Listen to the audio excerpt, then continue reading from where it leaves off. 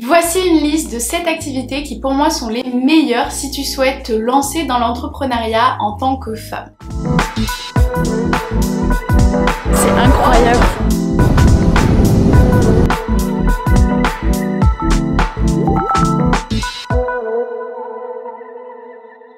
On commence avec la première activité qui est le community management. C'est clairement l'activité qui moi m'a permis de me lancer, de mettre à mon compte, de pouvoir aujourd'hui vous faire cette vidéo depuis Bali. Pour moi c'est la meilleure solution parce que c'est un job que vous pouvez faire en ligne depuis n'importe où. Vous avez seulement besoin d'un ordinateur, d'un téléphone portable et d'une connexion internet.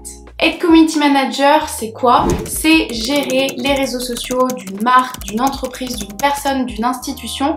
Le but, c'est vraiment créer et fédérer une communauté autour d'une entité. Si ça t'intéresse, j'ai fait une vidéo à ce sujet qui est beaucoup plus complète. Pour moi, un bon community manager, il doit être polyvalent, organisé, regarder constamment les nouveautés sur les réseaux sociaux. Mais toi, si tu es jeune, et ben aujourd'hui, c'est vraiment une qualité que tu as, c'est d'être super à l'aise sur les réseaux sociaux. Donc si c'est une activité qui te plaît, je t'ai d'ailleurs créé une masterclass 100% gratuite qui dure moins de 30 minutes où je t'explique étape par étape comment moi je suis devenue community manager et que j'ai pu prendre un aller simple pour Bali et faire mon activité ici tout en gagnant ma vie, et ensuite j'ai fait un tour du monde également. Bref, si ça t'intéresse, je t'invite à regarder la masterclass, je te mets le lien en description. Deuxième idée, c'est wedding planner. C'est le fait d'organiser des mariages. Tu le sais, le mariage, c'est un des événements les plus heureux dans la vie d'un couple. Et souvent, c'est aussi le plus stressant. Et en fait, toi, tu serais la personne qui arrive et qui aide ce couple à avoir un moment merveilleux pour fêter leur union. Il faut être bien évidemment organisé. Et en plus de ça, je pense qu'il faut avoir une bonne gestion du temps et être multitâche.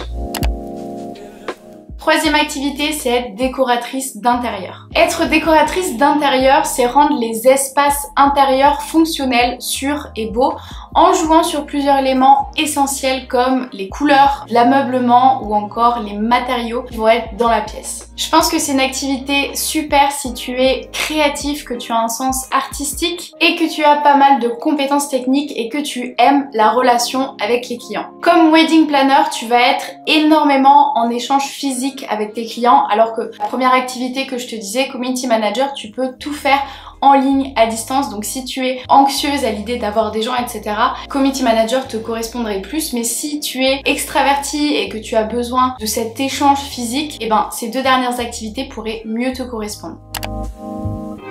On enchaîne avec la quatrième activité qui sont les métiers du bien-être et de la beauté. C'est un milieu particulièrement apprécié par les femmes, donc je pense que tu pourras être à ton aise. J'ai l'impression que ces dernières années, il y a eu beaucoup de femmes qui se lançaient par exemple pour faire les cils, pour faire les ongles, les sourcils, les massages, mais à domicile. Bien évidemment, il y en a beaucoup dans des centres, mais je trouve ça hyper accessible parce que tu n'es pas obligé d'avoir un centre directement. Tu peux soit aller dans un salon ou alors faire des prestations à domicile avec cette activité-là. En tant que professionnel du bien-être, tu vas devoir améliorer et perfectionner le quotidien de tes clients. Tu as bien sûr de nombreux métiers, tu peux être esthéticienne, coiffeuse, masseuse, conseillère en images, naturopathe. Tu as un échantillon de métiers dans ce domaine-là et je pense que ça peut t'intéresser.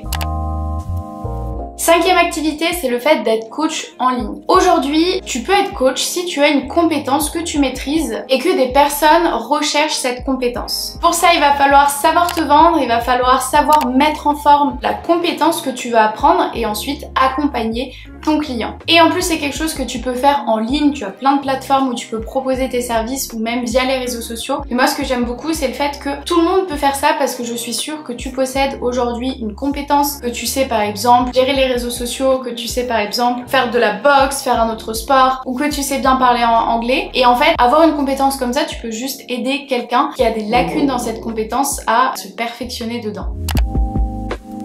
Sixième activité, c'est devenir chef cuisinier à domicile. Donc c'est pour toi si tu es un vrai cordon bleu. C'est quelque chose que tu peux même exercer sans diplôme. Bien évidemment, si tu veux l'approfondir, tu peux passer à un CAP cuisine, mais c'est quand même une activité qui est recherchée. Et si toi aujourd'hui tu aimes faire la cuisine ou que tu es bonne à ça, tu peux largement proposer tes services. En effet, on a besoin de toi par exemple pour des anniversaires ou pour des dîners entre amis et tu peux clairement être indépendante pour ça. Maintenant, 7e activité que tu peux faire, c'est être infographiste. En tant qu'infographiste, tu vas donner vie à des concepts grâce à des logiciels. Pour ça, il faut faire preuve de créativité. En revanche, pour être graphiste, dans la plupart du temps, il faut se former ou au moins avoir les bases. Et voilà, c'est fini pour cette vidéo. N'hésite pas à me dire si tu as des questions sur les différentes activités, si tu vas te lancer dans une de ces 7 activités qui, pour moi, sont les plus accessibles et les meilleures pour se lancer dans l'entrepreneuriat au féminin. Si cette vidéo t'a plu, n'hésite pas à mettre un petit pouce bleu et à t'abonner à la chaîne. Et on se dit à très vite dans une prochaine vidéo.